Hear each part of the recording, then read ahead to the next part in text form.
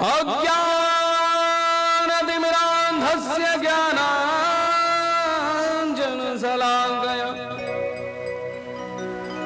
चक्षुरुन्मीलितं येन तस्मै श्रीगुरुवे नमः।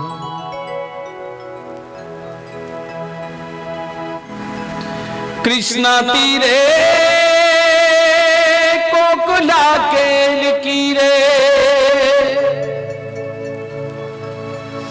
गुंजा गुंजे देव पुष्पादि कुंजे कम्बग्रीवो क्षिप्त बाहु चलंतो श्री राधा कृष्ण मंगलम में भवेता। श्री राधा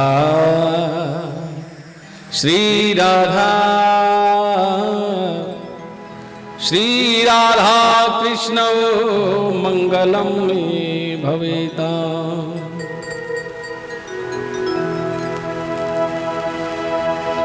कृष्णाय वासुदेवाय देवकी नंदनाय च नंद गोप कुमाराय गोविंदाय नमो नमः।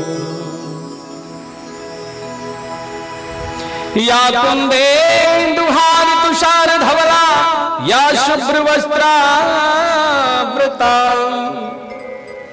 या वीणा वरदंड मंडित करा या श्वेत पद्मासना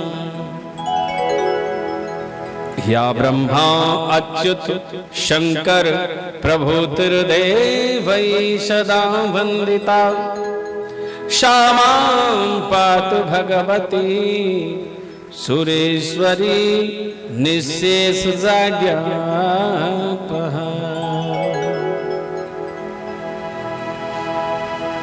प्रणवं पवन कुमार खलवन पावक ज्ञान घन सास हृदय आधार बसो राम सरिचापधर अतुलित बलधाम महम शैलावदेहम धनुजवन कुशानम ज्ञानीनां ग्रगण्यम सकल गुण निधानम वानराणां धीशम रघुपति प्रिय भक्तं वात जातं नमामि। रघुपति प्रिय भक्तं वात जातं नमामि। रघुपति प्रिय भक्तं वात जातं नमामि।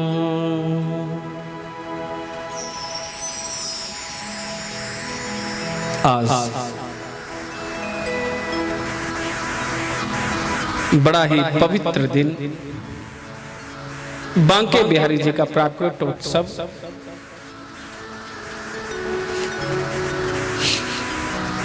और आज का समय, आज की घड़ी, आज की तिथि, आज का वार, आज का नक्षत्र। जिस दिन, जिस तिथि, जिस बार, जिस नक्षत्र में, जिस दिन आपको सत्संग श्रवण करने के लिए प्राप्त हो जाए, वो दिन, वो घड़ी, वो नक्षत्र, वो तिथि, वो वार सब धन्य हो जाते हैं। वो मास, वो वर्ष, वो संवत सब धन्य हो जाता है। कहते हैं कि सत्संग इतना सरस नहीं है और जिसे जीवन में सत्संग मिल जाए उससे बड़ा कोई सौभाग्यशाली नहीं है। तो यहाँ इस श्रीमद् भागवत रूपी ज्ञान गंगा में गोता लगाने से पहले सुंदर सा श्रीमद् भागवत जी का मंगलाचरण और उसके बाद पावन सी कथा आप सभी भक्तों को श्रवण करने के लिए प्राप्त होगी। परम सौभाग्यशाली हैं वो लोग जिनको निमित्त बना करके आज भगवान ने यहां इस ज्ञान गंगा का प्रवाह समस्त भक्तों को इस प्रवाह में स्नान करने का सौभाग्य प्राप्त कराया। क्योंकि भगवान किसी ना किसी को तो निमित्त बनाते हैं भैया। धन्य हो जाते हैं उस कुल के पितृ जिस पितरियों को श्रीमद् भागवत जी का सानिध्य प्राप्त होता है, जिन पितरियों के वंशज श्रीमद् भागवत जी का सानिध्य प्राप्त करते हैं और पितरों को सानिध्य प्राप्त कराते हैं, वो परम सौभाग्यशाली होते हैं। अति प्रसन्न हो जाते हैं पितृ।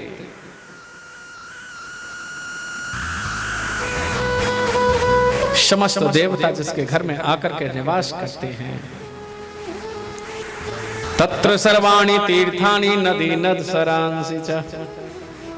जहां श्रीमद् भागवत जी की कथा का शुभारंभ होता है, वहां प्रथम दिवस में ही समस्त तीर्थ, समस्त नदियां, समस्त देवी, समस्त देवता आकर के विराजमान हो जाते हैं। दिव्य तीर्थ बन जाता है, दिव्य धाम बन जाता है क्या। और जो ऐसे धाम में आकर के निवास करता है, जो ऐसे धाम में आकर के श्रीमद् भागवत जी की कथा को श्रवण करता है, जो ऐसे धाम में आकर के अपने तन और मन को श्री भगवत चरणारविंद में समर्पित कर देता है, वो भक्त तो परम सौभाग्यशाली होता है। तो आप लोग श्रीमद् भागवत जी कि सुंदर से ज्ञान गंगा में गोता लगाने से पहले श्रीमद् भागवत जी का पावन सा सुंदर सा मंगलाचरण चाहिए।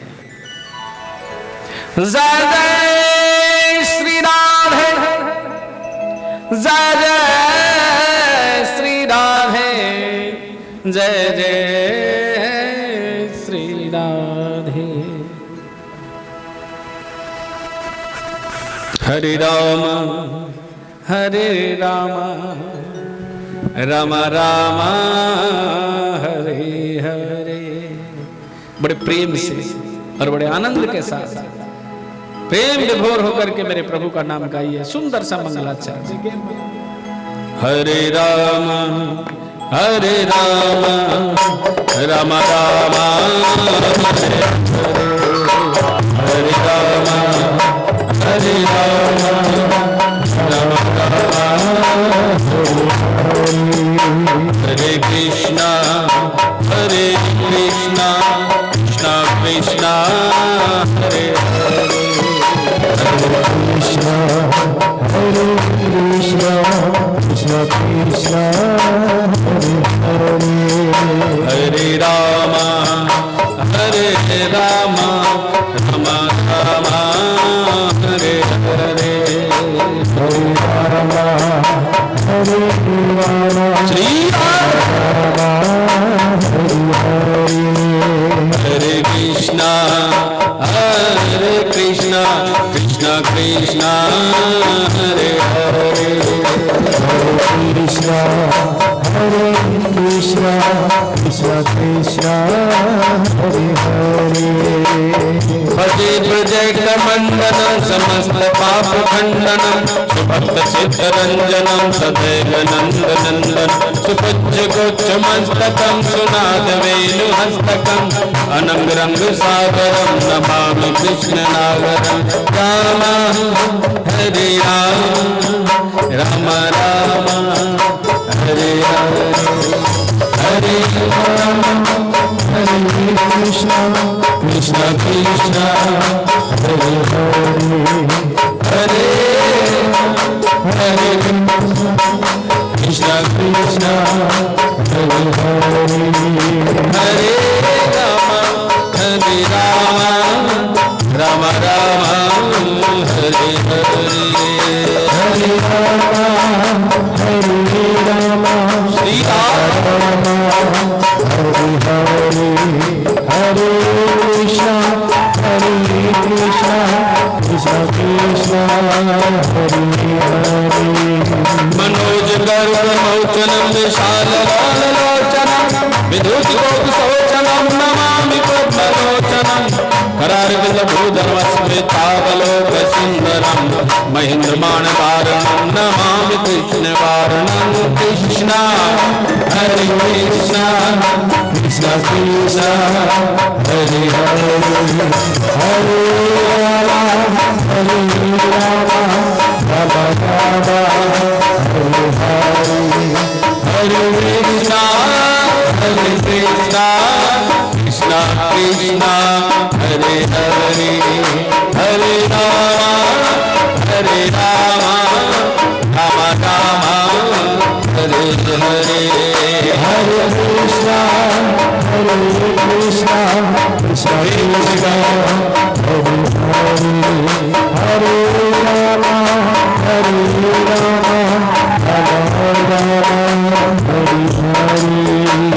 गतम सोन कुंडलम सुतारगंड मंडलम ब्रजमनवल्लभम नमामि कृष्ण दुर्लभम यशोदया समोदया सगोपया सनंदया युत सुख कुदायकम नमामि गोपनायकम कृष्ण कृष्ण कृष्ण कृष्ण हरे हरे हरे राम हरे राम हरे कृष्ण कृष्ण कृष्ण हरे हरे हरे राम राम राम हरे हरे हरे कृष्ण कृष्ण कृष्ण कृष्ण हे गोपाल हरे राम हरे राम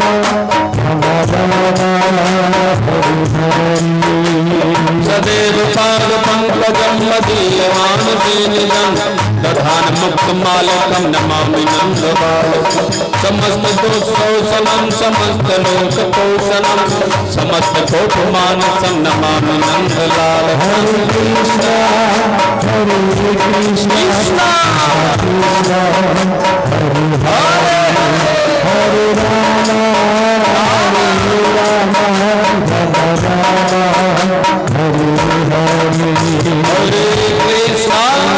हरे कृष्ण कृष्ण कृष्ण हरे हरे हरे राम राम राम हरे हरे हरे कृष्ण कृष्ण कृष्ण कृष्ण हरे हरे हरे राम राम हरे हरे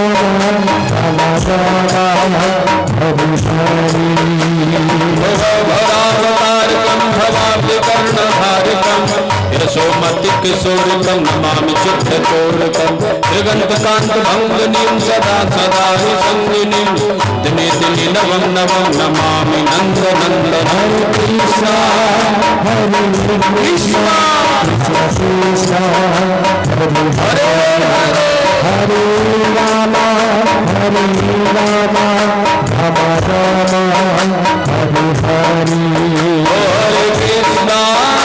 हरे कृष्ण कृष्ण कृष्ण हरे हरे हरे राम राम राम हरे हरे हरे कृष्ण कृष्ण कृष्ण कृष्ण हरे हरे हरे राम राम हरे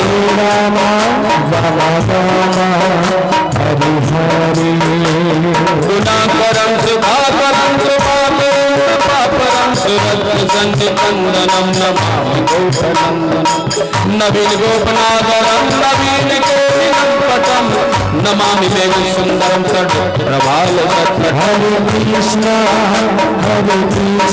कृष्ण कृष्ण हरे हरे हरे राम राम हरे हरे हरे कृष्ण कृष्ण कृष्ण हरे हरे हरे राम राम राम हरे Krishna Hare Krishna, Krishna Hare Hare, Hare Rama, Hare Rama, Rama Rama, Hare Hare. गुणाकरं जपाकरं कृपाकरं कृपापरं सुरदुसन्निकन्दनं Namami गोपनन्दनं नवीन गोपनागरं नवीन तेजलं पटं Namami मेघसुन्दरं तडित्रभावतत्पटं Hare Krishna, Hare Krishna, Krishna Krishna, Hare Hare, Hare Rama, Hare Rama, Rama Rama, Hare Hare. Hare Krishna, Krishna Krishna, Hare Hare, Hare Rama, Hare Rama, Rama Rama, Hare Hare. Hare Krishna, Hare Krishna, Krishna Krishna, Hare Hare, Hare Rama, Hare Rama, Rama Rama, Hare Hare. समस्त गोपनन्दनं हिरण्यभुजगणोदनं Namami कुञ्जमर्धगे प्रसन्नभानुसौधं निकामकामदायकं दिगन्तचारुसायकं रसालवेनकायकं Namami गोपनालकं Hare Krishna, Hare Krishna, Krishna Hare Hare, Hare Rama, Hare Rama, Rama Rama, Hare Hare. Hare Krishna, Hare Krishna, Krishna Krishna, Hare Hare, Hare Rama, Hare Rama, Rama Rama, Hare Hare. Hare Krishna, Hare Krishna, Krishna Krishna, Hare Hare, Hare Rama, Hare Rama, Rama Rama, Hare Hare. गोपिकामनो मनोकल्पसायनं Namami कुञ्जमद्दगे प्रसन्नभानुसायनं भजन् मोक्षकारिकं नमामि श्रीविहारिणं किशोरकान्तिरञ्जनं जगञ्जनं च शोभितं Hare Krishna, Hare Krishna, Krishna Krishna, Hare Hare, Hare Rama, Hare Rama, Rama Rama, Hare Hare. Hare Krishna, Hare Krishna, Krishna Krishna, Hare Hare, Hare Rama, Hare Rama, Rama Rama, Hare Hare. Hare Krishna, Hare Krishna, Krishna Krishna, Hare Hare, Hare Rama, Hare Rama, Rama Rama, Hare Hare. यदा तदा तथैव कृष्ण सत्कथा मया सदैव गीयतां तथा कृपा बधीयतां प्रमाणिकष्टकल्पयं जपत्य निश्चयत्वान् भविष्यनन्दने भवे भविष्य भक्तिमान् Hare Krishna, Krishna Krishna, Hare Hare, Hare Rama, Rama Rama, Hare Hare. हरे Krishna Krishna Krishna Hare Hare Hare Ram Ram Ram Hare Hare Hare Krishna, Krishna Krishna, Hare Hare, Hare Rama, Rama Rama, Hare Hare. हरे Krishna Krishna Krishna Hare Hare Hare Ram Ram Ram Hare Hare Hare Krishna, Krishna Krishna, Hare Hare, Hare Rama, Rama Rama, Hare Hare. हरे कृष्ण कृष्ण हरे हरे हरे राम राम राम हरे Hare Krishna, Krishna Krishna, Hare Hare, Hare Rama, Rama Rama, Hare Hare. ओ हरे कृष्णा कृष्णा कृष्णा हरे हरे, हरे Ram Ram Ram Hare Hare. Hare Krishna, Krishna Krishna, Hare Hare, Hare Rama, Rama Rama, Hare Hare. हरे कृष्णा कृष्णा कृष्णा हरे हरे, हरे Ram Ram Ram Hare Hare. Hare Krishna, Krishna Krishna, Hare Hare, Hare Rama, Rama Rama, Hare Hare. हरे कृष्णा कृष्णा कृष्णा हरे हरे, हरे Ram Ram Ram Hare Hare.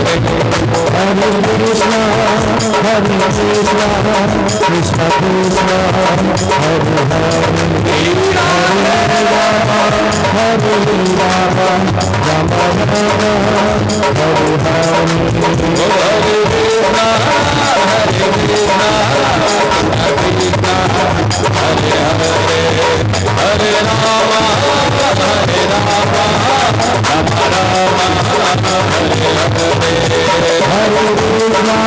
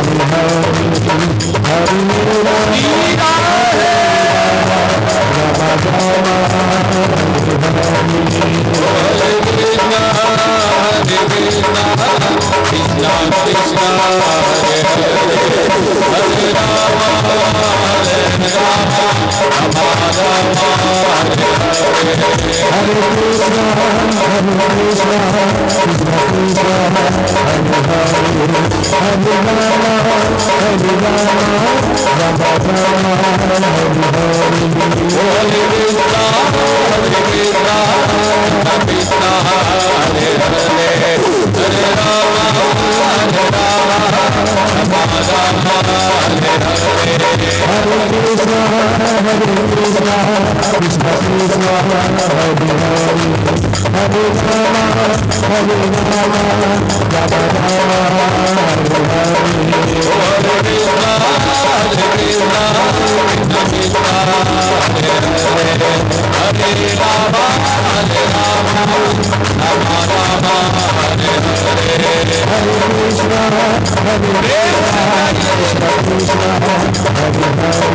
Hare Rama, Rama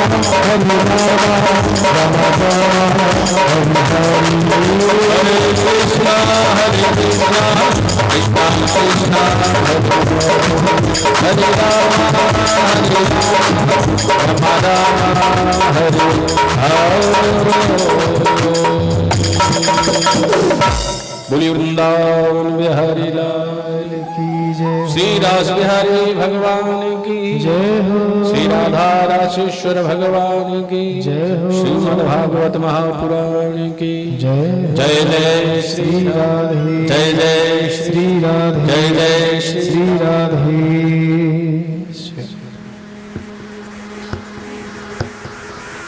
कि बहुभाग्य then बहुत जन्म समर्जते सत्संगम च लभते पुरुषो यदा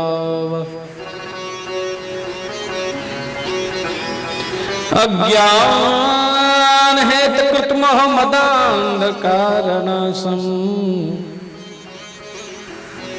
विधाय हृदयते तदा सदा विवेक।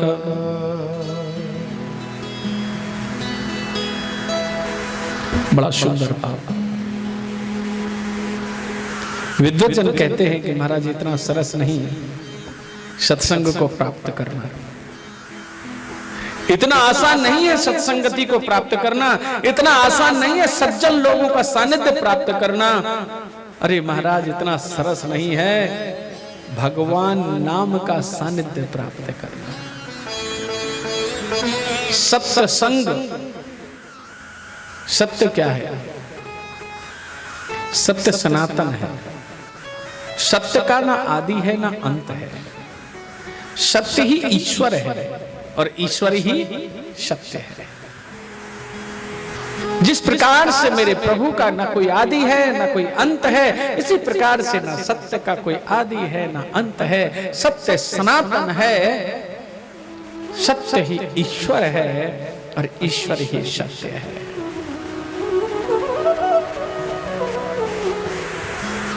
और आपने जाना कि संसार में धर्म एक है, दूसरा नहीं है। बस एक ही धर्म है, बाकी तो सब पंथ हैं। और वो धर्म कौन सा है? बोलिए सत्य सनातन धर्म की। सत्य सनातन धर्म है, दूसरा कोई धर्म नहीं, दूसरे सब पंथ हैं। न हिंदू धर्म है, न मुस्लिम धर्म है, न क्रिश्चियन धर्म है, न ईसाई धर्म है। धर्म एक है और वो है सनातन धर्म, दूसरा कोई नहीं है महाराज। सब पंथ हैं, अपने अपने मार्ग को बना करके बैठ गए, अपने अपने पंथों को बना करके बैठ गए। अच्छा महाराज, यदि वृक्ष का मूल प्राप्त हो जाए तो टहनियों का क्या महत्व? क्योंकि जो मूल में बैठा है उसे पूर्ण छाया मिलेगी। कभी टहनी पे बैठने वाले को छाया कैसे मिल सकती है? भगवान ने आपको जो जन्म दिया है वो सनातन धर्म, धर्म के मूल में जन्म दिया है। और अब आप यदि पंथों के चक्कर में पड़ जाएं तो ये तो आपका दुर्भाग्य है। हमारी रामायण, हमारी गीता जी, हमारी श्रीमद् भागवत महापुराण, हमारे कितने 4 वेद, उपनिषद, पुराण, 18 पुराण, महाराज क्या कहें आपसे। विद्वान संत महर्षि, कितने महापुरुष आपको ये समझा रहे हैं कि आप सोने के ढेर पर, स्वर्ण के ढेर पर आपने जन्म लिया है। इस महत्व को समझो। आप सोने के ढेर पर पैदा हुए हो और मूल्य मिट्टी का पूछते हो। आपको जन्मजात मेरे ठाकुर जी ने मणि के सानिध्य में रख दिया और कांच के टुकड़े से प्रेम करते हो। आपके लिए ब्रह्म को प्राप्त करने का इतना सरस उपाय मेरे ठाकुर जी ने किया कि आपको कर्म भूमि में जन्म दिया। ये भोग भूमि नहीं, ये कर्म भूमि है। अन्य संसार के जितने भी देश हैं वो सब भोग भूमि है। कर्मण्येवाधिकारस्तु मा फलेषु कदाचन। कर्म भूमि भारतवर्ष। आपको कर्म भूमि में जन्म दिया, कर्म करो और प्रभु को प्राप्त करो कह रहे हैं। यदि संसार में भगवान को प्राप्त किया जा सकता है तो वो इस भारत भूमि में से, भारत वर्ष में कर्म करने के बाद ही आप भगवत प्राप्ति कर सकते हैं। भगवान ने आपको ला करके उस रास्ते पे खड़ा कर दिया कि तू थोड़ा सा आगे बढ़, और फिर मैं सामने खड़ा हूं। और जो जीव मेरे सामने आ जाता है, मेरे पास आ जाता है, वो कभी फिर संसार में दोबारा नहीं जाता मेरे भाई। बोलिए गोविंद भगवान की जय। कि बहुभाग्य उद्देन बहुत जन्म समर्जते, सत्संगम च लभते पुरुषो यदा।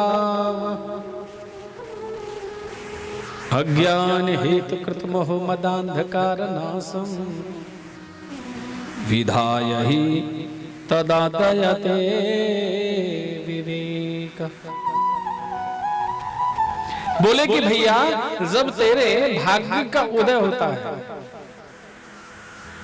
श्रोता जो चतुर होते हैं ना, वो तुरंत अपनी इच्छा को प्रकट कर देते हैं।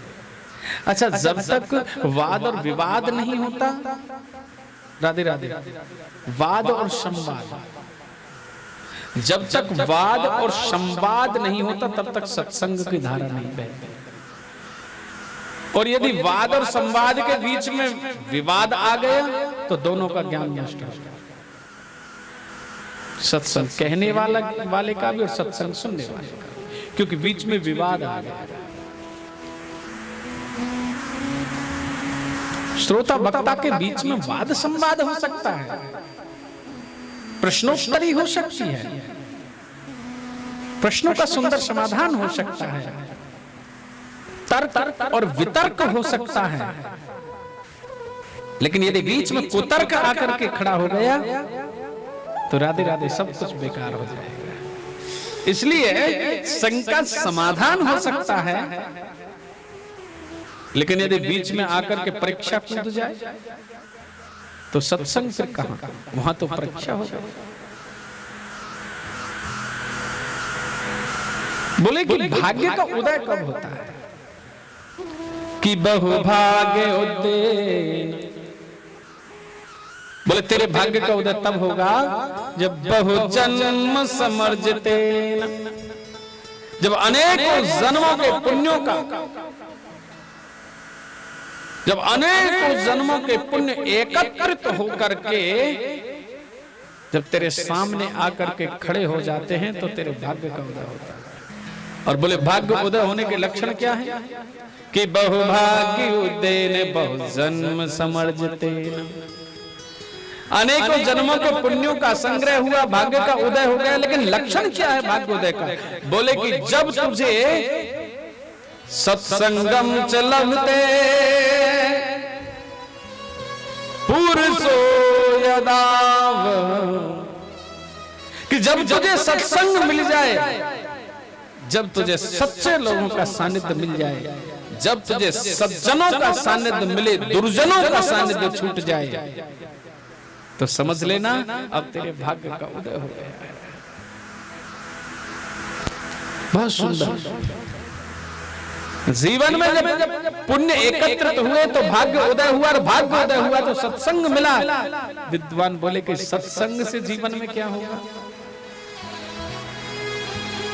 बोले कि जो है वो सब सत्संग ही तो है। अब सत्संग का लाभ जानना चाहते हैं तो बोले कि जब सत्संग जीवन में आता है तो क्या करता है? अज्ञान हेतु कृत मोह मदांधकार नाशम, अज्ञान का हरण करता है, मोह का हरण करता है, मद का हरण करता है। अज्ञान रूपी घोर अंधकार में जो जीव भटक रहा है, उसमें सत्संग ज्ञान रूपी प्रकाश फैला करके उस भक्त को मंजिल तय करा देता है। अज्ञान हेतु कृत मोह मदांधकार नाशम।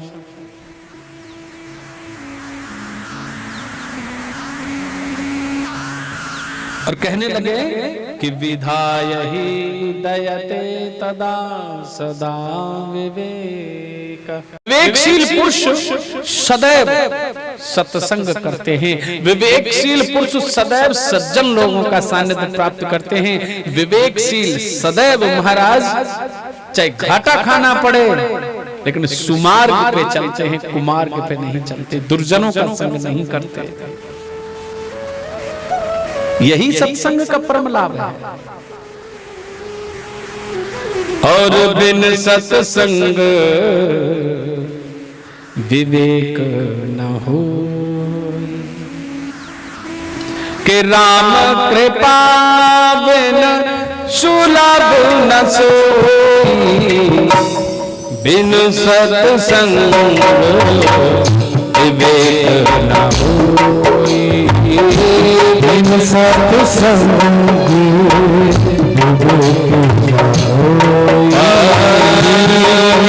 सत्संग विवेक न होई, बिन सत्संग विवेक न होई।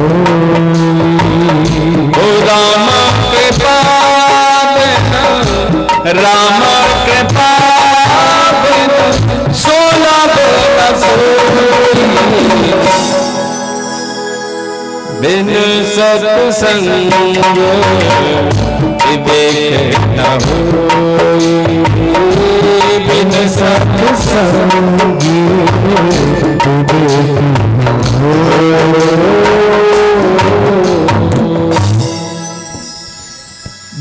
बगैर सत्संग के कभी शुद्ध बुद्धि प्राप्त नहीं होगी।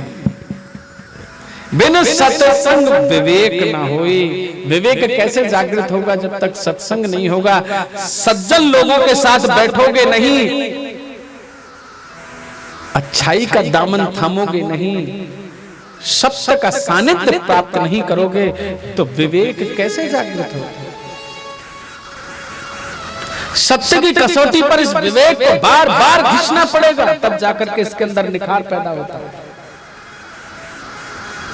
जैसे कि सोने को अग्नि में तपाने के बाद ही खरा सोना, अग्नि में तपाने के बाद ही महाराज खरा सोना प्राप्त होता है, उसी प्रकार से सत्संग रूपी शिला पर बार बार इस विवेक को घिसना होगा। और जब बार बार इसको रगड़ोगे सत्संग रूपी शिला पर, तो एक दिन ये प्रखर हो जाएगा, एक दिन ये निखर जाएगा, एक दिन ये दिव्य हो जाएगा। यदि इस विवेक को तुम सत्संग की शिला पर रगड़ोगे नहीं, सत्संग करोगे नहीं, सच्चे लोगों का सानिध्य नहीं करोगे, सत्य का सानिध्य नहीं करोगे, तो कैसे प्रखर विवेक प्राप्त होगा। बड़ा सुंदर भाव। बोले कि एक सुंदर सी कहावत है कि जैसो खावे अन्न और वैसो है जाए मन, कि आहार शुद्ध सत्व शुद्धि। जिसका भोजन अच्छा है उसका जीवन अच्छा है, क्योंकि जिसका भोजन अच्छा है उसकी बुद्धि अच्छी है, और जिसकी बुद्धि अच्छी है उसको अच्छे लोगों का सानिध्य मिलेगा, और जैसे अच्छे लोग मिलेंगे उसे सत्संग मिलेगा, और जैसे सत्संग मिलेगा उसे भक्तों का सानिध्य मिलेगा, और जैसे भक्त मिल गए उसे प्रभु मिलेंगे। बोलिए वृंदावन बिहारी लाल की। स्टेप बाय स्टेप है महाराज, हर सिस्टम। अच्छा, भगवान को प्राप्त करने के लिए क्या करना है? अब ऊपर से नीचे की तरफ आइए। ठाकुर जी को प्राप्त करना है तो क्या करना है?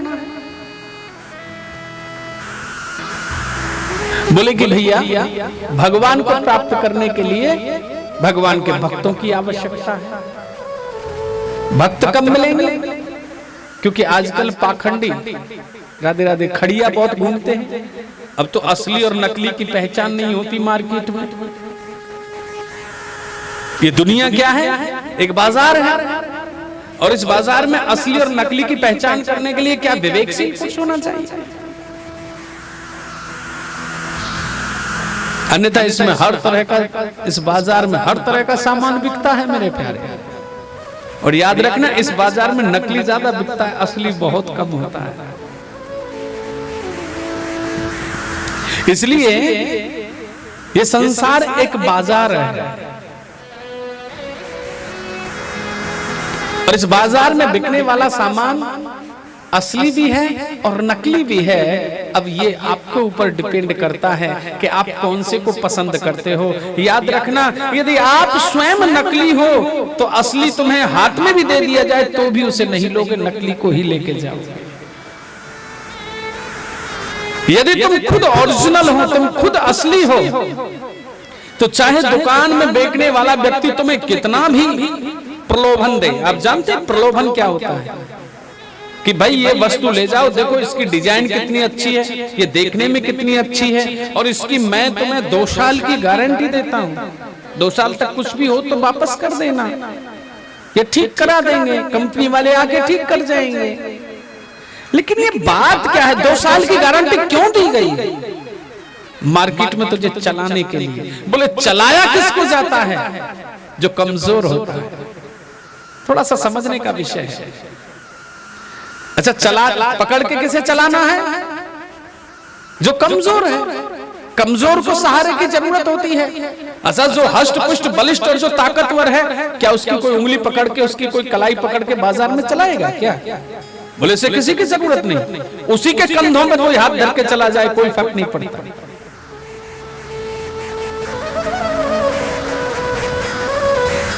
कहने लगे कि भैया चलाना सारे की नकली को जरूरत है, कमजोर को जरूरत है, और नकली चीज का मतलब कमजोर। अब उसे बेचने के लिए, उसे चलाने के लिए गारंटी रूपी सहारा देते हैं लोग। और कैसा सहारा? बोले 2 साल की गारंटी है, और तू तो मेरा अपना आदमी है, कोई बात नहीं, 2 से भी अगर महीने 2 महीने ऊपर हो जाएंगे तो भी वापस कर लूंगा। बात क्या है? बस एक बार ये मार्केट में उतर जाए। और नकली को क्यों चला रहे हैं? वो इसलिए कि नकली में डबल मार्जिन है। भाई लोग चलाएगा, और असली को देके राजी क्यों नहीं है? बोले असली में मार्जिन महाराज ना के समान मार्जिन है। और आप जानते हैं असली की कैसी दुर्गति करते हैं, लेकिन फिर भी बिकता है। बेचने वाला दुकानदार कहता है यदि असली ओरिजिनल आदमी दुकान पे पहुंच जाए तो कहेगा नहीं नहीं, मुझे नकली नहीं चाहिए, मुझे दिखावा नहीं चाहिए, मुझे ओरिजिनल चीज चाहिए, मुझे वो ब्रांडेड कंपनी का ओरिजिनल सीलिंग फैन दे। तो दुकानदार कहेगा क्या करोगे ओरिजिनल लेकर के? अरे दुगनी कीमत में आता है, कोई गारंटी नहीं है, दुकान से उतरते ही फूक जाएगा, टूट जाएगा, वापस नहीं लूंगा। लेकिन याद रखना ओरिजिनल आदमी कभी भी उसकी बातों से डरता नहीं है। बोले ये ब्रांडेड है, ये ओरिजिनल है, इसलिए मुझे ओरिजिनल चाहिए, और वो ओरिजिनल को लेकर के जाता है। ओरिजिनल को किसी के सहारे की जरूरत नहीं, ओरिजिनल तो अपने आप में ओरिजिनल है, इसलिए अपने दम पे चलता है प्यारे। और याद रखना नकली जो सहारे से घर में आया है वो 2 साल क्या चलेगा, साल भर में फूक जाएगा, फिर दुकानदार के चक्कर लगाओगे। और ओरिजिनल दम दमादम दम, आपने देखा भी होगा 20-20 साल पुराने, 25-25 साल पुराने हमने सीलिंग फैन देखे। अब वो क्या है? बोले वो ओरिजिनल है, कभी ग्रीसिंग नहीं की, कभी बेरिंग चेंज नहीं की, महाराज चल रहे हैं। इसलिए जो ओरिजिनल होगा वो अपनी ब्रांडेड, अपनी ओरिजिनलता पे मार्केट में चलेगा, लेकिन जो लोकल होगा उसे सहारे की जरूरत पड़ेगी। इसी प्रकार से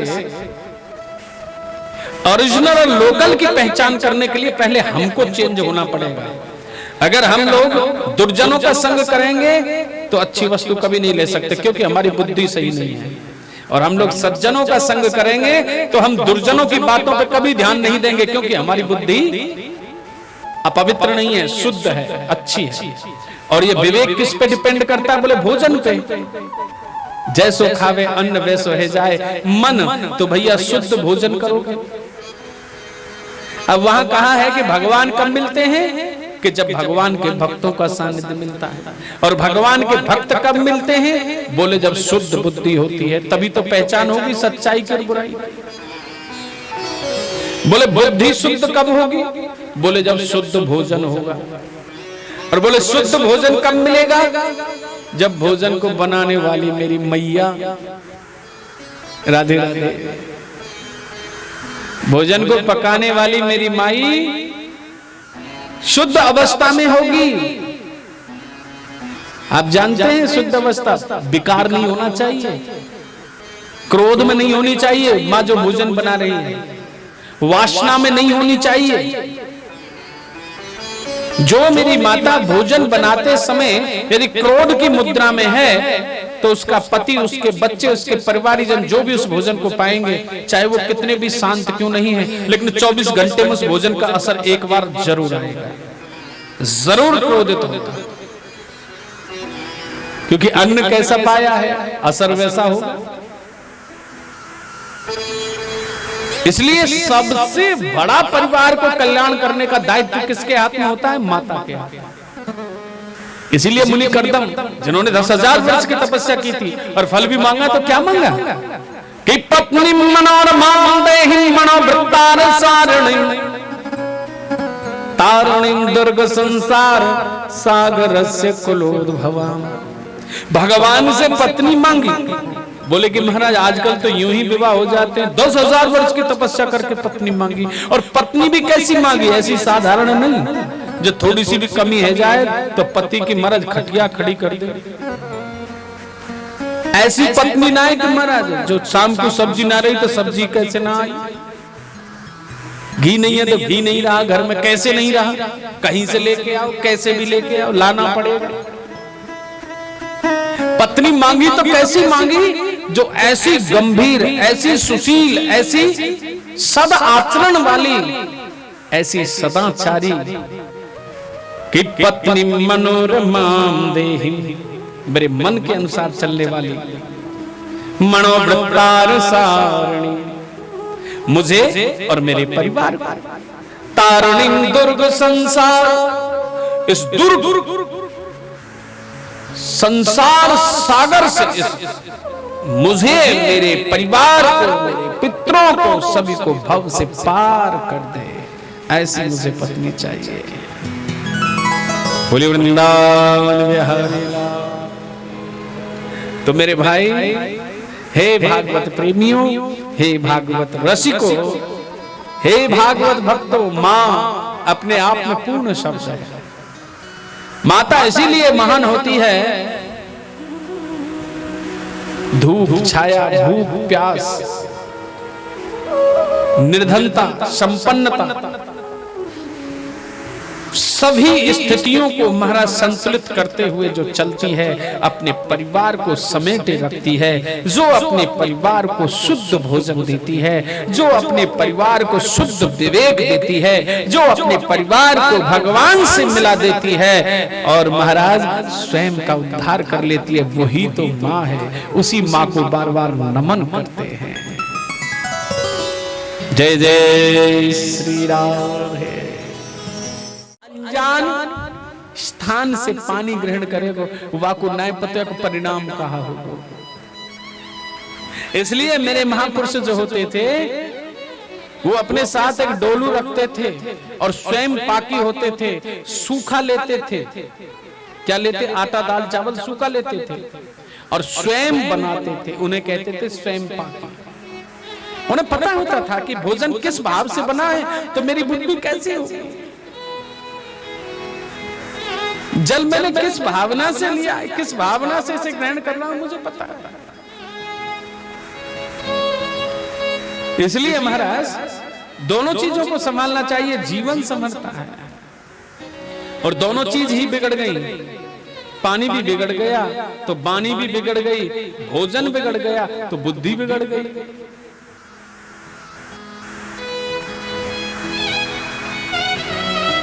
इसलिए विद्वान कहते हैं कि आप दोनों चीजों को, यदि भगवत प्राप्ति चाहते हो, यदि भगवान की शरणागति चाहते हो, यदि भगवान का चरणारविंद की प्राप्ति चाहते हो, यदि अपने प्रभु को प्रसन्नता चाहते हो, तो शुद्ध भोजन करना पड़ेगा।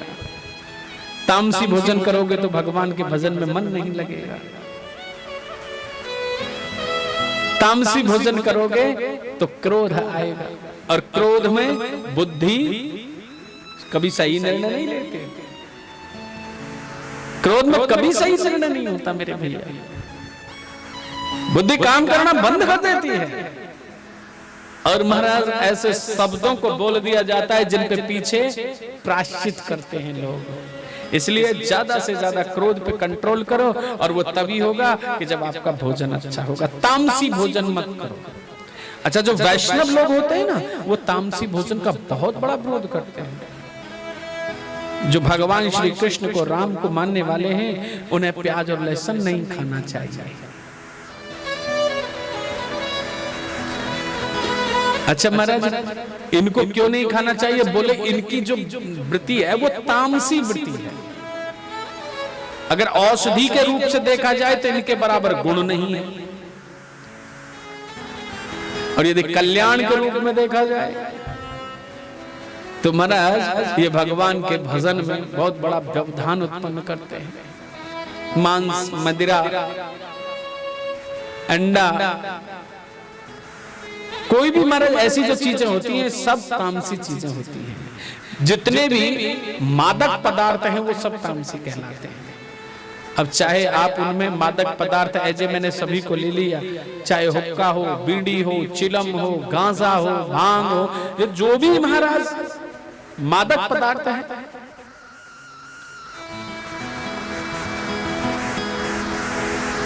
इसलिए मादक पदार्थों का सेवन नहीं करना चाहिए, तामसी चीजों का सेवन नहीं करना चाहिए। वैष्णव जन कभी तामसी चीजों का सेवन नहीं करते, और जो करते हैं तो भगवान से विमुख हो जाते हैं। बोलिए वृंदावन बिहारी लाल की जय हो। प्रेम से बोलिए जय जय श्री राधे।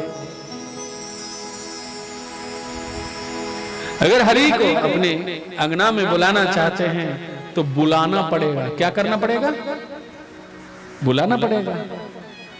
और आप जानते हैं कैसे बुलाते हैं भगवान को? जैसे बच्चा अपनी माँ को बुलाता है। नन्हा सा बच्चा बोलना नहीं जानता, माँ नहीं कह सकता, लेकिन उसकी शैली कितनी जबरदस्त है कि जब उसे भूख लगती है, उसे माँ की आवश्यकता होती है, तो पालने में क्या आवाज करता है? वाह वाह वाह। वो सुंदर स्वर सुनने के बाद माता चाहे कितना भी जरूरी काम क्यों ना हो, सारे काम को छोड़ करके बोले अब तो मेरा लल्ला रो रहे हो, अब तो सारा काम छोड़ के और लल्ला को संभालूंगी। तो जब भक्त भगवान को हे हरि, हे गोविंद, हे दीनानाथ, हे माधव उच्च स्वर में जब मेरे प्रभु को पुकारता है तो भगवान निश्चित रूप से अपने भक्त के पास आते हैं कि दिल में तू श्याम नाम की जरा ज्योति जला के देख, आएगा आएगा आएगा मेरा सामरा, दिल से बुला के दे। प्रभु नाम की ज्योति, ठाकुर जी से प्रेम। हे हरि, मैं तेरा हूं, तू मेरा है। आप जानते हैं ऐसा शब्द कब निकलता है? जब नाता जुड़ जाता है कि मैं तेरा हूं गिरधर, तू मेरा है। और जब तक भगवान से कोई संबंध नहीं होगा तब तक भक्ति नहीं होती प्यारे। मेरे ठाकुर जी को चाहे आप पुत्र मान लो, पिता मान लो, भाई मान लो, मित्र मान लो, सखा मान लो, लेकिन नाता तो जोड़ना पड़ेगा। जिस भाव को लेकर के आप जिस नाते को मेरे प्रभु से जोड़ोगे, ये वादा करते हैं मेरे ठाकुर उस नाते को पक्का निभा देंगे। हम लोग अपनी गारंटी नहीं लेते, हम कैसे निभा पाएंगे, लेकिन ये तो पक्का है प्यारे कि ठाकुर जी जरूर निभा देंगे। संसार में धोखा हो सकता है, लेकिन मेरे प्रभु के दरबार में धोखा नहीं। माया के द्वारा निर्मित जो जीव है वो माया के लपेटे में आकर के रंग बदल सकता है, लेकिन जिसके द्वारा माया बनी है वो कभी रंग नहीं बदलता मेरे भाई। एक बार मेरे प्रभु से छोटा सा कमिटमेंट करके देख लो, गिरधर मैं तेरा हूं, तू मेरा है।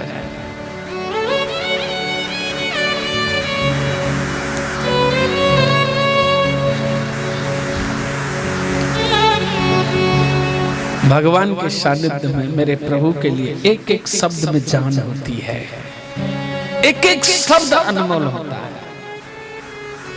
संसार के लिए जो गाया जाता है प्यारे वो सब निरर्थक होता है, लेकिन मेरे गोविंद के लिए जो बोला जाता है एक एक शब्द अनमोल होता है।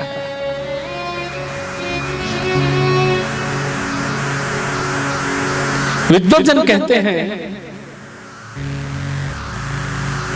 कि भगवान के मेरे ठाकुर का स्वरूप क्या है, मेरे गिरधर का स्वभाव कैसा है, मेरे गोविंद करते क्या हैं, ये सबसे पहले जानना चाहिए। कि सच्चिदानंद रूपाय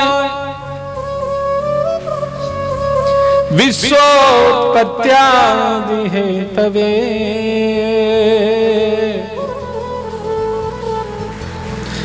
तापत्रय विनाशाय श्री कृष्णाय वयं नमः। भगवान कैसे हैं मेरे ठाकुर? मेरे गोविंद का रूप कैसा है? मेरे गोविंद का कैसा स्वरूप है? मेरे गिरधर का सत्य चित्त और आनंद मेरे गिरधर का स्वरूप है। सत्य ही ईश्वर है, ईश्वर ही सत्य है। चित्त स्वरूप भगवान जो चित्त में विराजमान होते हैं। आनंद स्वरूप मेरे ठाकुर जो नंद के अंगना में प्रकट होते हैं। और जब उत्सव मनाया जाता है नंद के अंगना में तो एक ही ध्वनि आती है कि नंद के आनंद भय जय कन्हैया लाल की। तो मेरे प्रभु का जो नाम है, जो स्वरूप है,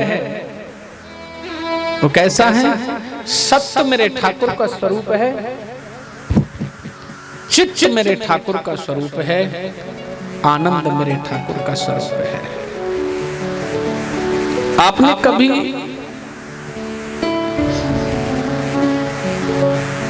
वैसे तो बड़ी सुंदर महापुरुषों की एक सुंदर सी पद्धति है। कहते हैं कि सत्य अपने आप में वो आचरण है कि संसार के सारे आचरण एक तरफ और सत्य का आचरण एक तरफ। कहते हैं महाराज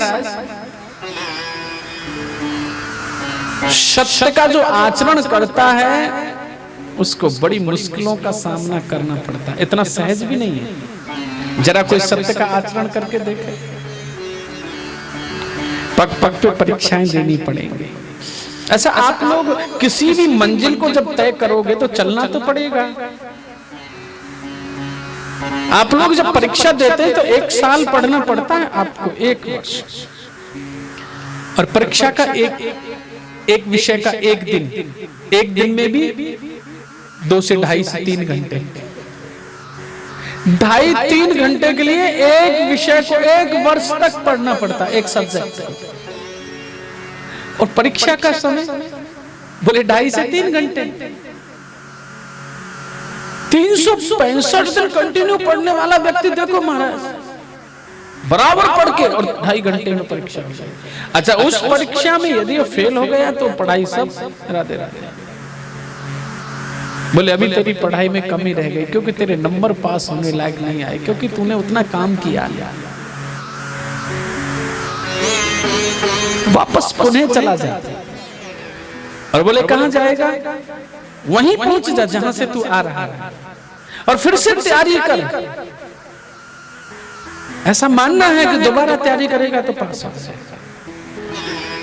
अच्छा, वो थोड़ा सा लगन से पढ़े तो दोबारा उसे उतनी मेहनत करने की जरूरत नहीं, लेकिन थोड़ी सी लगन की जरूरत है क्योंकि उसने 1 वर्ष पहले उतनी मेहनत की है।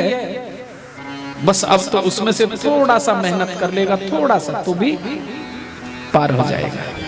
इसी प्रकार से तेरा पुण्य है। तू भगवान का भजन करता है, यजन करता है मेरे ठाकुर का, सत्कर्म करता है, धर्म आचरण करता है। और धर्म आचरण करते करते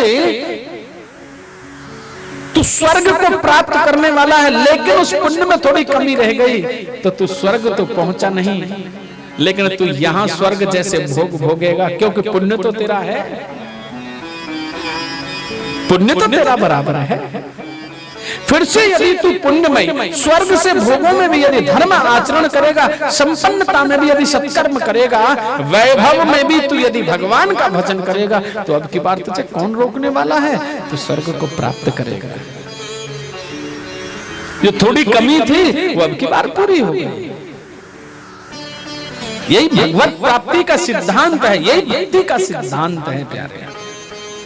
हमारे जीवन में हमारे कहीं ना कहीं कोई ना कोई पुण्य में कमी होती है, जिससे कि हमारी जीवन की जो मंजिल है वो हमें नहीं मिल रही है, तो निश्चित रूप से कोई ना कोई कमी रही है।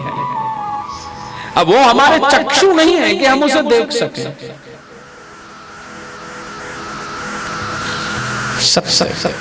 चित्त स्वरूप भगवान, आनंद स्वरूप भगवान। आपने कभी जाना आनंद का अनुभव कैसे होता है? जब आप भगवान के सामने बैठते हैं तो आनंद की प्रथम स्थिति होती है। प्रथम स्थिति वो कैसी होती है कि आपके शरीर के रोंगटे खड़े होने लगते हैं आप जब भगवान के सामने बैठते हैं। लेकिन जानते हैं ये स्थिति किसके अंदर पैदा होती है? जो भगवान से प्रेम करता है, जो भगवान को भाव से भजता है, जो भगवान की भाव से सेवा करता है, उसी के अंदर तो महाराज हिलोरें उठेंगी, रोंगटे खड़े होंगे। और जैसे क्या है कि बोले जाना है बाहर, करनी है सेवा, बोले फटाफट नहलाए धुलाए, पता भी नहीं है तिलक छूटा है नहीं छूटा है, पोशाक उल्टी पहनाई सीधी पहनाई, बिठा के अगरबत्ती जलाई, भाग चले। बोले चित्त कहाँ है बाहर? चित्त मेरे चित्त चोर में नहीं है। यदि चित्त चोर में होता तो आनंद की अनुभूति होती। चित्त संसार में है, इसलिए सर्वेश्वर की फॉर्मेलिटी पूरी की और भाग गया संसार में। और उससे बात की जाए, बोले कुछ भगवान का भजन किया करो। बोले बहुत करता हूं महाराज, रोज नहलाता धुलाता हूं, अगरबत्ती दिखाता हूं। अगर यही तेरे जीवन के लिए पर्याप्त है तो उन संत महर्षियों को, महापुरुषों को, उन महामनीषियों को कंदराओं में रहने की क्या जरूरत है? वो भी अगरबत्ती दिखाएं, भगवत धाम प्राप्त कर लें। तेरा चित्त मेरे प्रभु में होना चाहिए। और मैं तो ये मान लेता हूं कि तुझे अगरबत्ती और दीपक की भी जरूरत नहीं, बस तू अपने मन रूपी सुमन, इस सुंदर मन, इस मन रूपी पुष्प को नित्य प्रभु के चरणों में चढ़ा दिया कर। तेरा कुछ लगेगा नहीं, लेकिन मेरे प्रभु जरूर प्रसन्न हो जाएंगे। बोलिए बांके बिहारी लाल। सुंदर मन को तू नित्य मेरे ठाकुर के चरणों में अर्पण कर दिया कर, ये तेरी सबसे सुंदर भक्ति होगी। पहली स्थिति आनंद की कि शरीर के रोंगटे खड़े होते हैं, और दूसरी स्थिति आनंद की हृदय में हिलोरें उठने लगती हैं, और तीसरी स्थिति आनंद की आंखों से अश्रु धारा बहने लगती है। गाएगा तो आंखों से झलकेगा और सुनेगा तो आंखों से झलकेगा। जिस प्रकार से तू प्रेम को रोके छुपाए नहीं छुपा सकता, जिस प्रकार से तू रंज को रोके नहीं रोक सकता, उसी प्रकार से तू आनंद को भी प्यारे चाहे कितना भी छुपाने की कोशिश करना नहीं छुपा सकता। और जब तू आनंद में विभोर हो जाता है तो आनंद तेरी आंखों से झलकता है। चौथी स्थिति है कि जब तू चतुर्थ अवस्था में प्रवेश करेगा तो आंखों से आनंद छलकेगा, तू रोएगा, तू गाएगा और तू नृत्य करेगा। चतुर्थ स्थिति कहलाती है। और जो भगवान का भक्त इस चतुर्थ स्थिति को प्राप्त कर लेता है, फिर तो मेरे ठाकुर उसको अपनी बाहों में भर लेते हैं। तब हे गोविंद मैं तेरा और तू मेरा गोविंद। कभी आनंद का अनुभव करके देखो, सारे रस फीके पड़ जाते हैं। कभी आनंद का रस लेकर के देखो, नमक मिर्च मसाले सब पीछे रह जाएंगे। कभी आनंद का स्वाद चख के देखो, दुनिया के स्वाद सब फीके पड़ जाएंगे। बोलिए गोविंद भगवान की जय। कि सच्चिदानंद रूपाय विश्वोत्पत्त्यादि है तबे।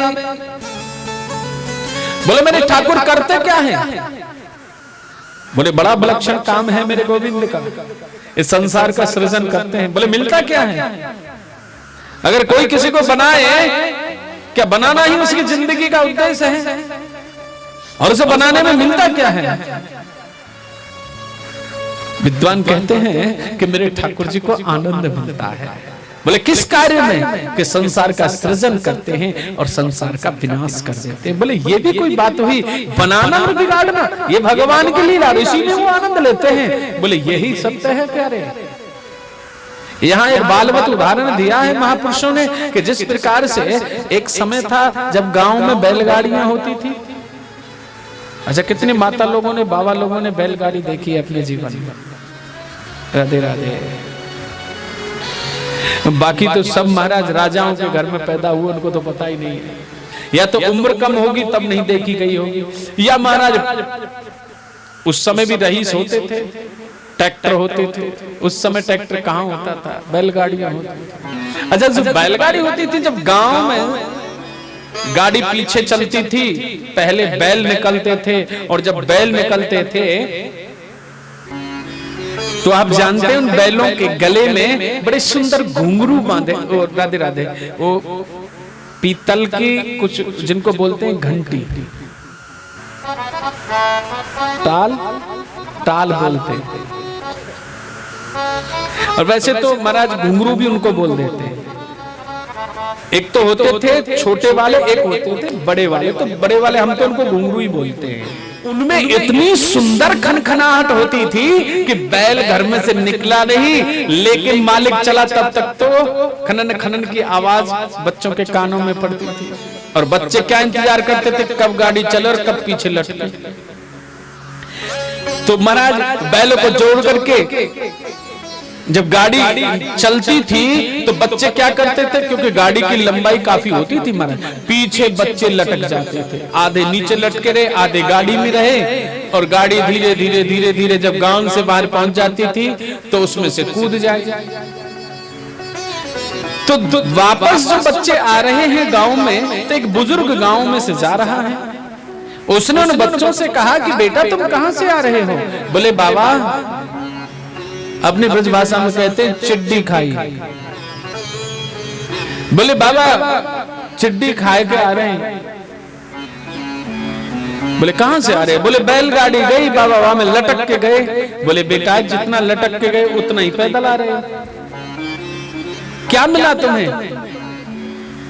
तो ब्रज भाषा में कहते हैं बच्चे, बोले बाबा तक आई। ये तो पढ़े लिखों का काम है, मजा है, इंजॉय किया। लेकिन जो बच्चों के जो शब्द हैं, बोले क्या हुआ? बोले तक आई। बोले बेटा कैसी तक आई? जितनी दूर गाड़ी में लटक के गए उतनी दूर पैदल आए। बोले बाबा फिर भी तक आई। तो यही मेरे भगवान का काम है प्यारे, सृष्टि का सृजन करना और उसमें खेलना। और जब मन भर जाता है तो फिर उस सृष्टि को समाप्त कर देना, अपने आप में ही समाहित कर लेना। दूसरा भाव रखा कि एक मकड़ी है। मकड़ी का उदाहरण दिया भगवान से। आपने देखा होगा कि जो मकड़ी होती है, जब घर में वो जाला बुनती है तो बाहर से कोई सामग्री लेकर के नहीं आती। कोई लाती है सामग्री? न किसी मिस्त्री को बुलाती है, न रोड़ी कंकर पत्थर लाती है, न सीमेंट करेसर रेती लाती है। बोले सारी सामग्री उसके अंदर ही होती है।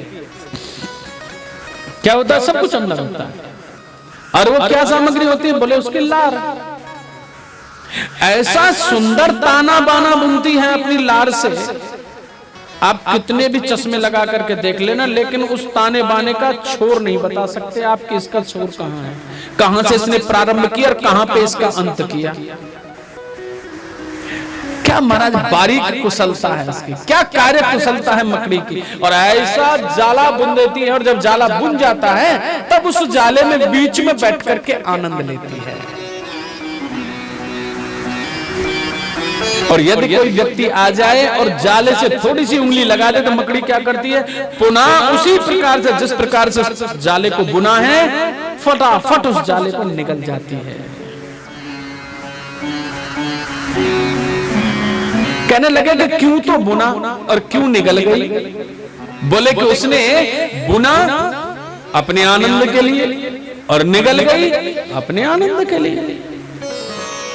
यहां बालवत एक उदाहरण और दिया कि भगवान सृष्टि का सृजन क्यों करते हैं और क्यों इसका विनाश कर देते हैं। कि जब नन्हे नन्हे बच्चे होते थे, आज से कुछ समय पहले, आज के माता पिता तो अपने बच्चे को पैदा नहीं होता, उससे पहले तो महाराज उसके लिए वो छोटे छोटे से महाराज कपड़े ला करके रख देते हैं, बोले पैदा हुआ तुरंत पहना देंगे।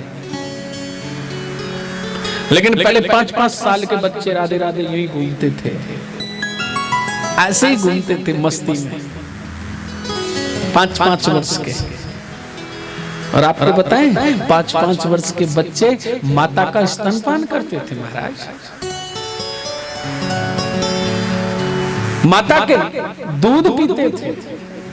आज तो मां महाराज 5 महीने नहीं पिलाती, जो जितनी पढ़ी लिखी होगी वो उतनी भटकी हुई होगी, जो जितनी पढ़ी है वो उतनी भटकी है। बोले भटकी कैसे है कि वो आधुनिकता में आती है, और आधुनिकता कैसे, बोले पाश्चात्य सभ्यता।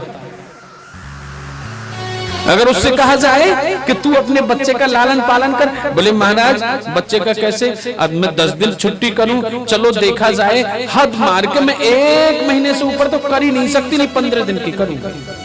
बोले क्यों, बोले 5000 रुपए में आई मिलेगी, और वो आई कैसी होगी, जो मेरे बच्चे का लालन पालन करेगी। क्या कभी नौकरानी माँ का प्यार दे सकती है बच्चे को? चाहे 50,000 रुपए खर्च करके नौकरानी बुला लेना, 5,000 की बात करते हो, लेकिन माँ जैसा प्रेम संसार में कोई दूसरा नहीं दे सकता।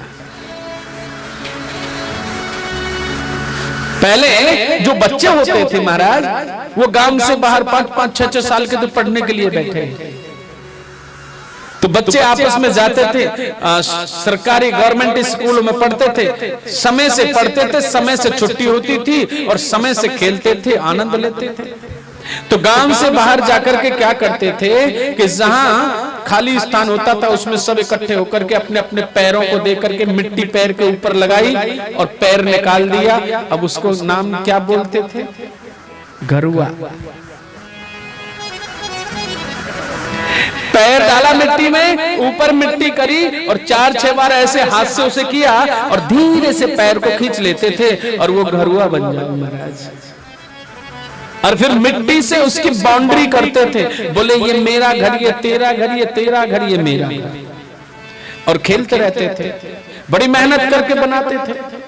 खेलते खेलते जब संध्या बेला को समय है जाओ, तो फिर क्या कहें, अरे मैया आ रही होगी, बाबा आ रहे होगे, सुबह के निकले, सांझ है गई, मैया मारेगी, डंडा लगा देगी, तो बोले अब चलना चाहिए। और जब चलने को समय है जाओ तो क्या करें, जिन्होंने बनाया है वही बनाने में भी आनंद ले रहे थे और बने हुए के साथ खेल भी रहे थे, और जब जाने को समय आयो, जब खेल से मन भर गयो, तो स्वयं ने खेल बिचरगो और मनुआ मरगो, सबको मरज तोड़ देते थे पैरों से, डैस मैस किया और चले गए अपने घर के लिए।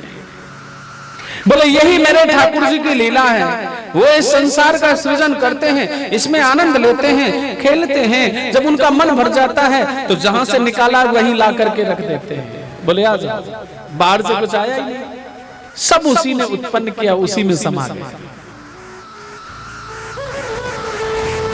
कि सच्चिदानंद रूपाय विश्वोत्पत्त्यादि है तवे, तापत्रय विनाशाय श्री कृष्णाय वयं नमः। हे गोविंद, आपका स्वभाव कैसा है? हे गिरधर, आपका स्वभाव कैसा है?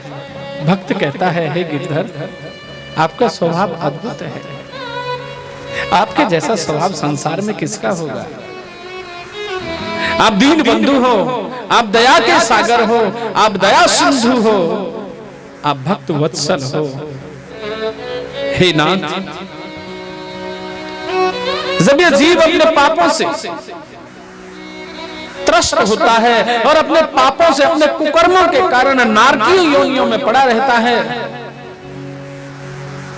इसे लग रहा है कि अब तेरा ऐसा कोई कर्म नहीं जिससे तेरा उद्धार हो जाए, जो तू नारकीय योनियों में से निकल करके बाहर आ जाए। और गोविंद, उस स्थिति में भी आप इस जीव पे कृपा करते हो, अपनी अहेतुकी कृपा करके इसके तीनों प्रकार के तापों का हरण करते हो। और वो तीनों प्रकार के ताप कौन से हैं? कि दैहिक दैविक भौतिक ताप,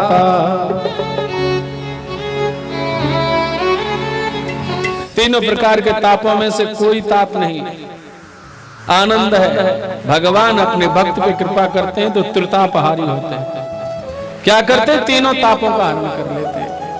और ऐसे त्रितापहारी भगवान श्री कृष्णाय वयं नमः।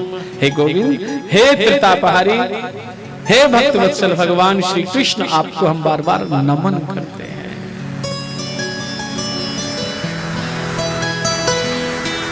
विद्वजन कहते हैं महाराज कि इस संसार में सबसे बड़ी हानि क्या है और सबसे बड़ा लाभ क्या है? कभी आपने जाना जिंदगी में प्रॉफिट और लॉस कहां से, सबसे ज्यादा कहां से होता है? लेकिन हमने तो बस एक सीमित दायरे में अपनी सोच को रखा है। यदि पैसे से हार गए तो बोले लॉस हो गया, और पैसा कमा लिया तो बोले प्रॉफिट हो गया। लेकिन नहीं मेरे भैया, विद्वान तो कुछ और ही कहते हैं। सच्चा लाभ और सच्ची हानि क्या है, बस उसको समझिएगा। कि हानि को संग सुसंगति ना हो, हानि को संग सुसंगति ना हो,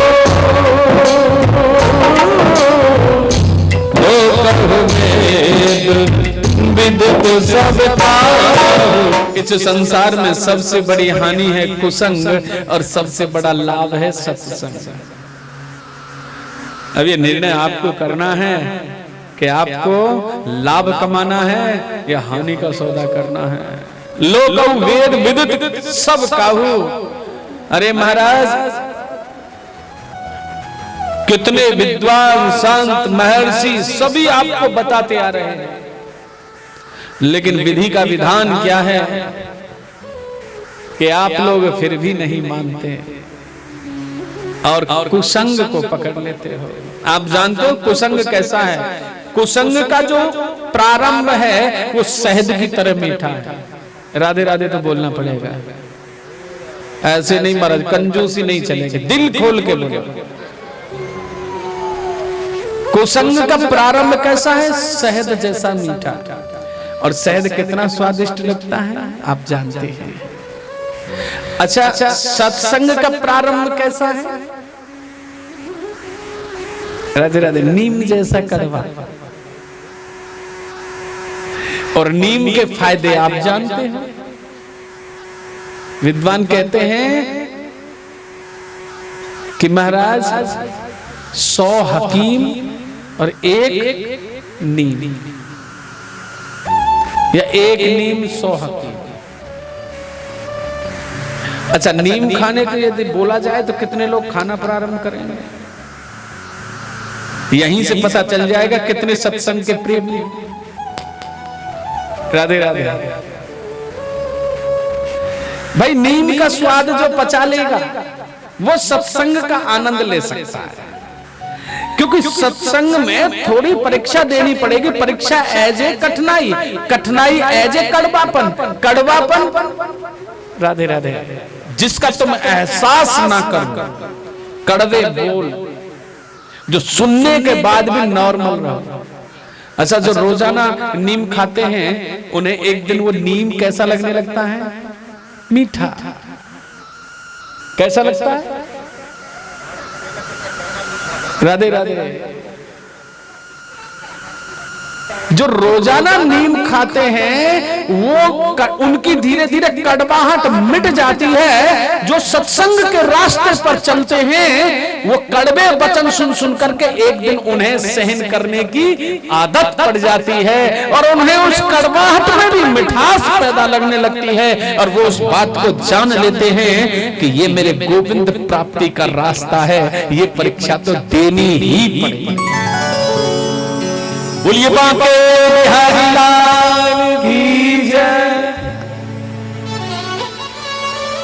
लेकिन जो महाराज नीम खाया, चेहरा बिगाड़ा, फुरफुरी ली, फेंक के मारा बाहर। बोले क्या इसका भी कोई स्वाद है? अब वो कैसे कड़वे वचन सहन करेगा? किसी ने बोल दिया, बोले भक्ति पीछे होगी, भजन पीछे होगा, पहले तोते सुट जाएंगे। क्या है? तुरंत रिएक्शन देने वाला भक्ति नहीं कर सकता।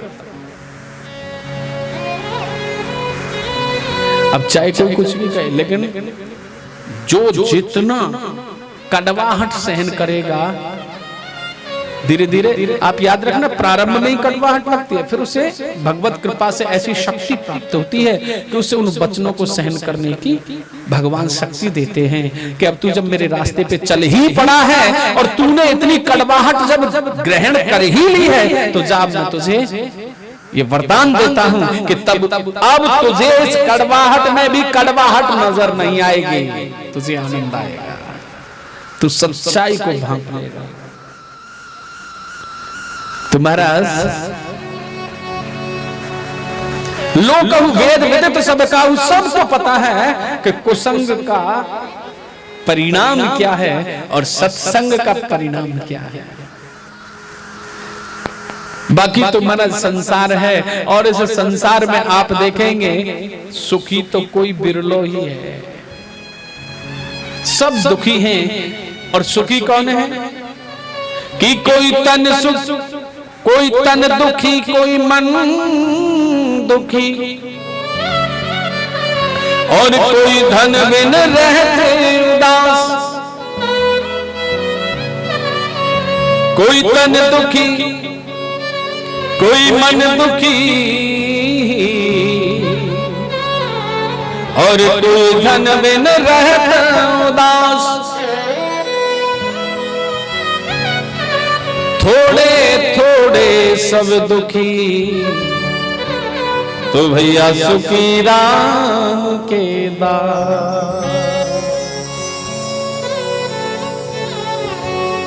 ये दीन का है धनवान सुखी, धनवान कहे सुख राजा कुंभारी, और राजा कहे महाराजा सुखी,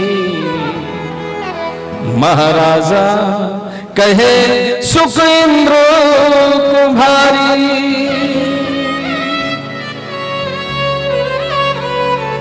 इंद्र कहे चतुरानन सुखी, चतुरानन कहे सुख विष्णु कुम्हारी। दासन दास कहे तुलसी, अरे भैया हरि भजन बिना सब जीव दुखारी। हरि भजन बिना सब जीव दुखारी, हरि भजन बिना सब जीव दुखारी। इसलिए हे भागवत प्रेमियों, हे भागवत रसिकों, जिसने काम को राम से जोड़ दिया वही भगवान का भक्त है। इस काम को राम से जोड़ दो। और आप जानते हैं काम को राम से कैसे जोड़ना है? कि भाव को भाव अनख आदर्श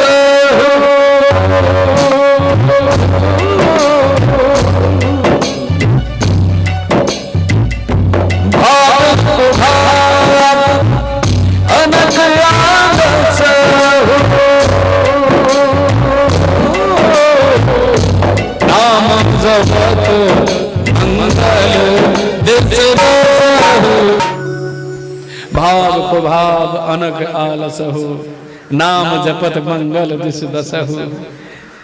हे भागवत प्रेमियों, कितना सुंदर इस सनातन धर्म में, क्या किसी और धर्म में ऐसा है और पंथ कह सकते हैं ना कि धर्म। किसी भी पंथ में ऐसा सरस उपाय नहीं मिलेगा जो सनातन धर्म में है। तू भाव से जब, कुभाव से जब, अनख में जब, आलस में जब, सोते जब, जागते जब, चलते जब, बैठते जब, खाते जब, पीते जब, तू जैसे भी कर लेगा वैसे चलेगा। बोलिए श्री राधा रानी सरकार की जय। तू जैसे भी करेगा वैसे। और भगवान कहते हैं कि प्यारे, सोते जगते राम कहे, तू खाते पीते राम, चलते फिरते राम कहे, तेरे बिगड़े बनेंगे काम। सीताराम सीताराम सीताराम राम राम, सीताराम सीताराम सीताराम राम राम, सीताराम सीताराम सीताराम राम राम, सीताराम सीताराम सीताराम राम राम, सीताराम सीताराम सीताराम राम राम, सीताराम सीताराम सीताराम राम राम, सीताराम सीताराम सीताराम सीताराम, सीताराम सीताराम सीताराम सीताराम, सीताराम सीताराम सीताराम राम, सीताराम सीताराम सीताराम सीताराम, सीताराम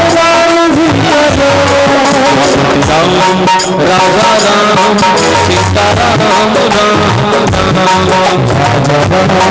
राजा राम सीताराम राम राम, सिया राम जय राम सिया राम राम राम, सिया राम सिया राम राजा राम सिया राम राम राम, राजा राम सिया राम राम राम, राधे श्याम सीताराम राम, सीताराम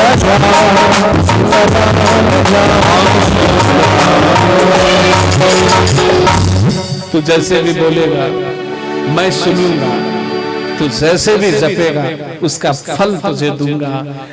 जो तू एक पग भी मेरे मार्ग पे अपना पग रखेगा, एक पग, तो तू नहीं जानता कि मैं तेरी तरफ कितना चलता हूं। यदि तू इस सत्य को जान ले, लेकिन तू तो पहुंचते पहुंचते निराश होकर के बैठ जाता है। जब जब तुझे मंजिल मिलना तेरे नजदीक आती है तभी तू निराश होकर के बैठ जाता है। अब मैं क्या करूं, तू जब बीच में बैठ के वापस चला जाता है, फिर भी नहीं आता आगे। बैठने के बाद तेरा विश्वास टूट जाता है और तू बीच मार्ग में से वापस चला जाता है। आपने बहुत लोगों को देखा होगा जो थोड़ा सा भगवान का भजन करते हैं ना, उनमें निराशा बहुत जल्दी आती है महाराज। वो बहुत जल्दी रूठ जाते हैं और भगवान से बहुत जल्दी नाराज हो जाते हैं और न जाने भगवान को क्या क्या कुछ कहने लगते हैं। अच्छा, कहेगा कौन? जिसका संबंध होगा। सुनेगा कौन? जिसका संबंध होगा। ऐ पर जिससे कोई कुछ कह के देख लेना, तुरंत जवाब मिलेगा। लेकिन जिनसे संबंध होता है वो संबंध की मर्यादा को समझते हो, बोले नहीं तो 2 मिनट में संबंध बिगड़ जाएगा, इन शब्दों का जवाब देने में क्या रखो। और भगवान तो भगवान है, वो तो भक्त के हर बात सुनते हैं। मंजिल पाना ही, मंजिल पे पहुंचना ही चाहता है, लेकिन बस थक करके बैठ गया और बोला कि अब क्या करना है तेरे दर पे आकर के, इतना समय हो गया तेरा भजन करते करते, मुझे अमुक चीज नहीं मिली, मुझे धन नहीं मिला, मुझे गाड़ी नहीं मिली, मुझे बंगला नहीं मिला, मुझे पुत्र नहीं मिला, मुझे पुत्री नहीं मिली, मुझे ये संसार का सुख नहीं मिला। मैंने कितना तेरा भजन किया, मैंने कितना तेरा यजन किया। और भगवान कहते हैं कि बस मैं तुझे देने ही वाला था और तू मेरे दर पे आने ही वाला था, तू वापस क्यों चला गया? अरे भाई, जब तू अपने घर से निकला मेरे दर पे चलने के लिए, मैं तेरे पास जो तू आवे एक पग और मैं आऊं पग 60, जो तू कर काट सो तो मैं लोहे की डांट। भगवान कहते हैं तूने एक कदम मेरे नाम को निकाला, मैंने तेरे लिए 60 कदम रख दिए। अब बता तू ज्यादा चला या मैं ज्यादा चला? देने की मुझे जल्दी ज्यादा रही है, लेने की तुझे जल्दी ज्यादा रही है? जरा कभी तोल के देखना भगवान के प्रेम को इस तुला में। जो तुझे देने के लिए 60 कदम चल रहा है, तू लेने के लिए एक कदम चल रहा है। स्वार्थ तेरा, निजी हित है तेरा, और तू फिर भी एक कदम चल रहा है। उस एक कदम चलने के बाद भी वापस चला गया, तो 60 कदम चलने वाला क्या कहेगा?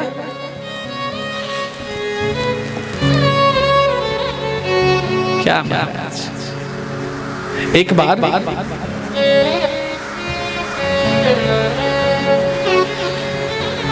एक संत जी थे, ब्राह्मण देव मधुसूदन गोस्वामी। मधुसूदन गोस्वामी बंगाल से ब्रज में आते हैं। ब्रज में आकर के उन्होंने बड़ा आनंद से ब्रज की लीलाओं का, रास बिहारी भगवान का और भगवान के भक्तों का सानिध्य प्राप्त करके अपने मन को बड़ा प्रसन्न किया। मन में कुछ लगन है, मन में कुछ ऐसी इच्छा है कि मैं मां लक्ष्मी का साक्षात्कार करना चाहता हूं। तो एक विद्वान से ब्रजभूमि में आकर के वृंदावन में मिले और वो विद्वान कहने लगा मधुसूदन गोस्वामी से कि हे गोस्वामी जी, ब्रजभूमि की तो बड़ी महत्वता है। ब्रजभूमि में किया हुआ प्रत्येक अनुष्ठान सैकड़ों गुना ज्यादा फल देता है। तीर्थ में किया हुआ अनुष्ठान दिव्य पुण्य की प्राप्ति कराता है। हे मधुसूदन गोस्वामी जी, आप यहाँ माता लक्ष्मी का अनुष्ठान कीजिए, निश्चित रूप से आप पे प्रसन्न होकर के आपको दर्शन देगी। मधुसूदन गोस्वामी कहने लगे कि क्या ये सत्य है? बोले बिल्कुल सत्य है। ब्रजभूमि से बड़ा तीर्थ और क्या होगा? यहाँ का एक एक कण दिव्य है। मधुसूदन गोस्वामी जी ने बड़े विधि विधान से महालक्ष्मी जी का अनुष्ठान किया। 3 अनुष्ठान किए, लेकिन महालक्ष्मी जी का प्राकट्य नहीं हुआ। बस अब तो बड़बड़ाते हुए ब्रजवासी, सभी ब्रजवासी बड़े झूठे हैं, बड़े छलिया हैं, ये झूठ बोलते हैं, मिथ्या, एकदम मिथ्या वाचन करते हैं। छलिया की नगरी में रहते हैं, क्यों नहीं? बस ऐसा बड़बड़ाते हुए वृंदावन को छोड़ करके गिरिराज की तलहटी में आ गए। विधि का विधान जिस ब्राह्मण ने मधुसूदन गोस्वामी जी को यह अनुष्ठान बताया था, आज वही ब्राह्मण गिरिराज की परिक्रमा देने के लिए गिरिराज की तलहटी में महाराज प्रवेश करता है, पहुंच गया। अब तो गिरिराज की परिक्रमा दे रहा है। अब उसने देखा कि पहाड़ी के नीचे वृक्षों की छाया में वही मधुसूदन गोस्वामी जी बैठे हैं, जिनको उसने आज से कुछ समय पहले वृंदावन में महालक्ष्मी जी के 3 अनुष्ठान करने के लिए बोला था। तो ब्राह्मण देवता का मन हुआ कि ब्राह्मण से मिलना चाहिए, ये यहाँ कब से कैसे रह रहे हैं, वहां से क्यों आ गए, वृंदावन से पूछना चाहिए। जैसे मधुसूदन गोस्वामी जी के पास पहुंचते हैं, बोले गोसाई जी राधे राधे, जय श्री कृष्णा।